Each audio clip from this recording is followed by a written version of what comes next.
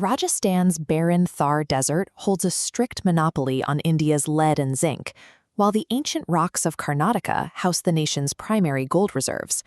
This distribution isn't random. Millions of years ago, the Tethys Sea baked over what is now Rajasthan. Evaporating water left dense concentrations of heavy minerals pressed into the rising land. When tectonic shifts shaped modern borders, these minerals remained exactly where the ancient world left them. Once you see the geological logic, the locations become inevitable. We can move past memorizing lists and start following the rock. To map the country's resources, we can group minerals into 3 distinct buckets: precious, ferrous, or iron-based, and non-ferrous. For the precious metals, we use the phrase Khan mein sona, Raj mein chandi, gold in the ear, silver on the crown. Khan leads to Karnataka, the gold hub. Raj points to Rajasthan, the leader in silver. These specific visual links allow us to navigate the map without relying on a textbook index. Infrastructure depends on ferrous minerals. In Odisha, the red earth is rich with both iron and chromite. We use the phrase Odisha mein lohe ka chrome to mark this double dominance. But iron ore is only half of the metallurgical equation. On its own, raw iron is too brittle for bridges or rails. It requires manganese to gain the flexibility and strength needed for steel. To find this secret spice, we look to Madhya Pradesh, particularly the Balaghat region. MP mein manganese ki bahar pins this crucial ingredient to its source. Our industrial hubs aren't placed at random. They sit at the nexus of these interdependent mineral recipes. Knowing the state is only the first step. To understand the geography of extraction, we have to name the specific mines.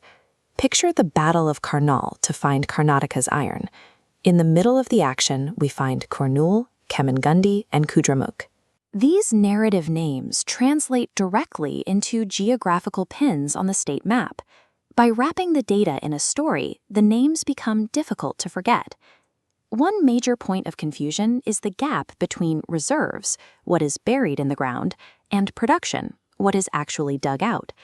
Consider a bank locker. Wealth sitting in a vault is very different from having spendable cash in your hand. Odisha holds massive coal reserves, but much of it is trapped beneath protected, dense forests. It is wealth inside a locked vault. In neighboring Chhattisgarh, the coal is in shallow deposits, making it easy to extract. This is spendable cash. You can see that production in action here. The sheer volume of trucks moving coal out of these open pits is why Chhattisgarh leads the country in output. Pause the video here. See if you can identify the state and mineral for Kudramukh, Zawar, and Khetri. Understanding India's minerals requires separating the geological gifts of the land from the economic reality of mining them. There is one final layer to the map: the way the government classifies these stones. For mica, we use the phrase Kod mein Abrak. This places the mineral Abrak in Koderma, Jharkhand.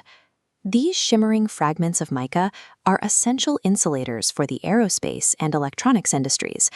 Despite its high-tech importance, the law classifies it as a minor mineral. This isn't a scientific label, it's an administrative one, deciding which level of government collects the tax.